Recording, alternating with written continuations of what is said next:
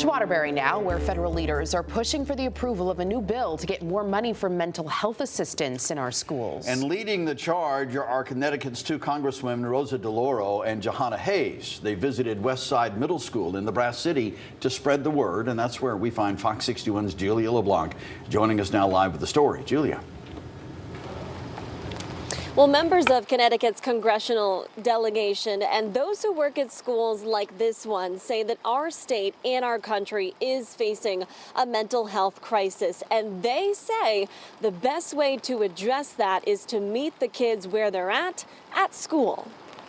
If it wasn't for the guidance counselors and support staff in the school, I wouldn't be where I am today. Like so many other students, Nadina Badrasane, a junior at Waterbury Arts Magnet School, recently hit what she calls a low point with her mental health. I was trying so hard to do well in school. I wanted perfect grades, and it got to the point where I was overworking myself. I was working like hours a day on homework. One of her teachers brought it to the attention of the school counselor, who intervened. I've changed since then. I'm never going to go back to overworking myself to that level. Only problem is there are not enough people like them to deal with the magnitude of the issue in schools. It's something Connecticut's federal leaders are working to fix with a new piece of legislation.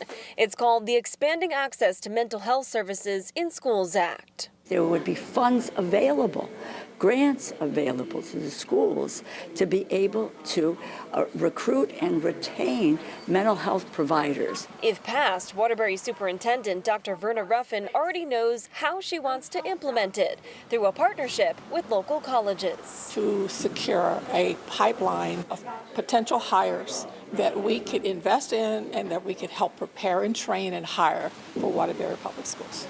Adding to the arsenal of services they do have, which includes at least one counselor in every school, social workers, a program through an outside provider, and a brand new 24/7 mental health walk-in center in downtown Waterbury. It's a menu of services. It's simply not enough. A menu they hope grows from here as the need grows too. They have made me a lot happier, and I think I'm at the happiest I've ever been in school because of them.